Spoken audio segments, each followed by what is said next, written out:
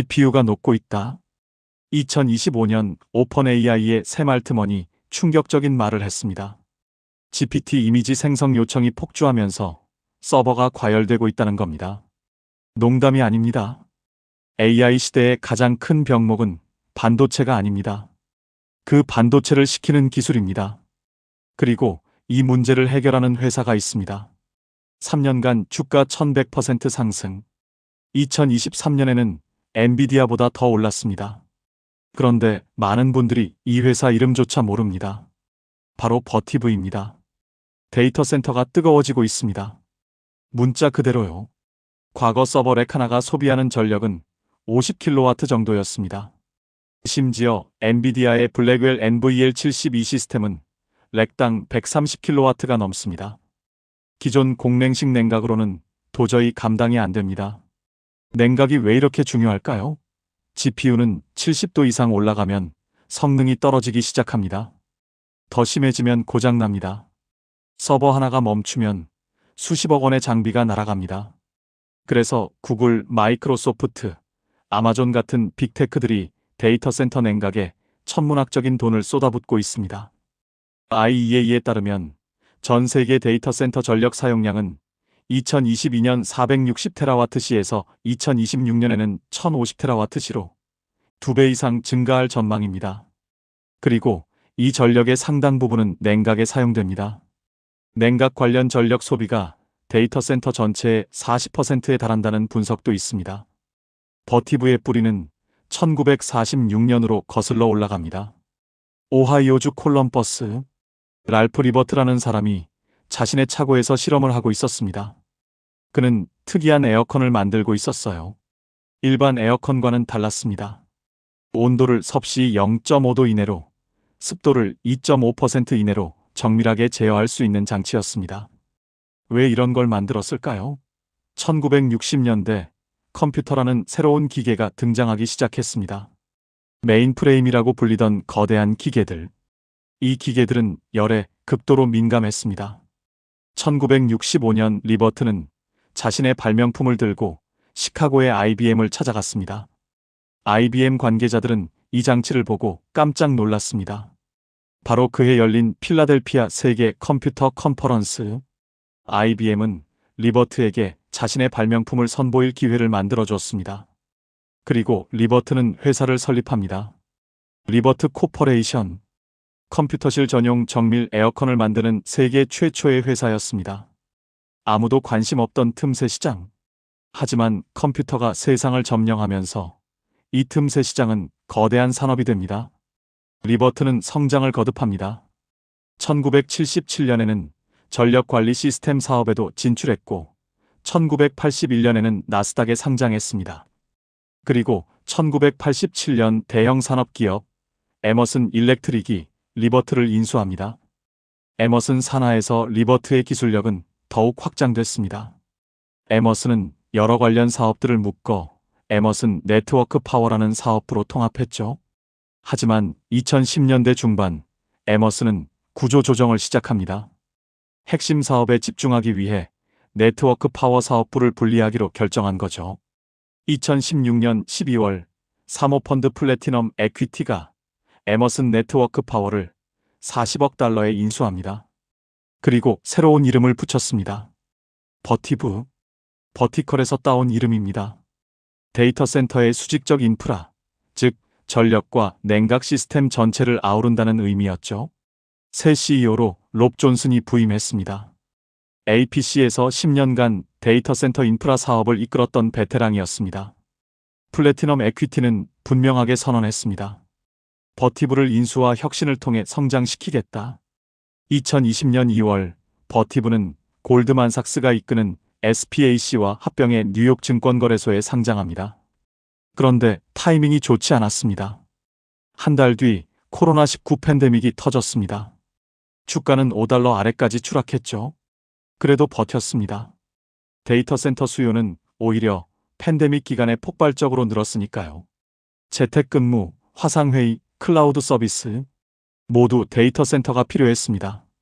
하지만 2022년 초 버티브는 또 한 번 위기를 맞습니다.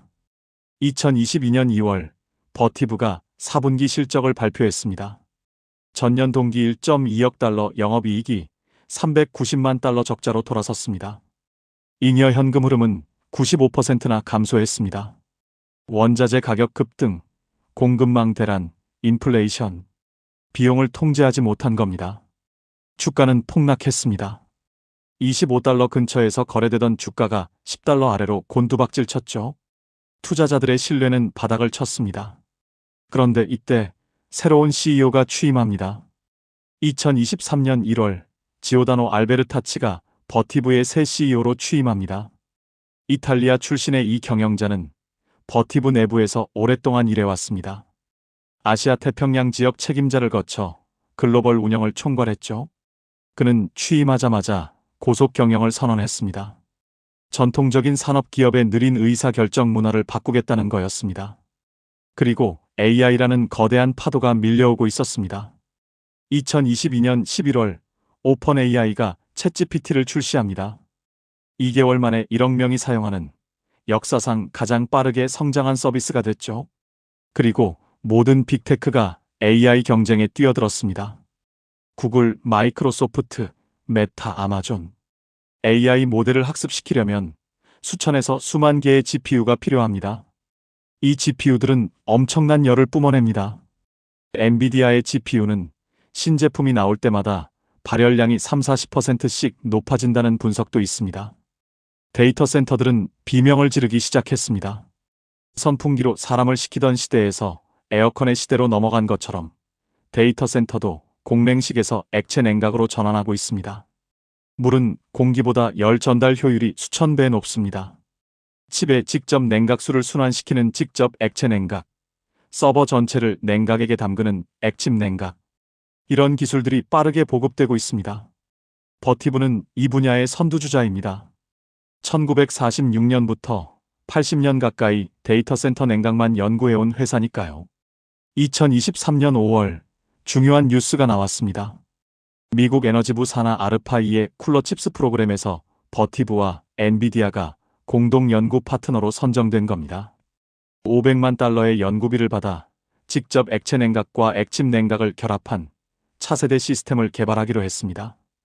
2024년 3월에는 엔비디아 파트너 네트워크에 공식 합류했고 2024년 10월에는 대형 발표가 나왔습니다.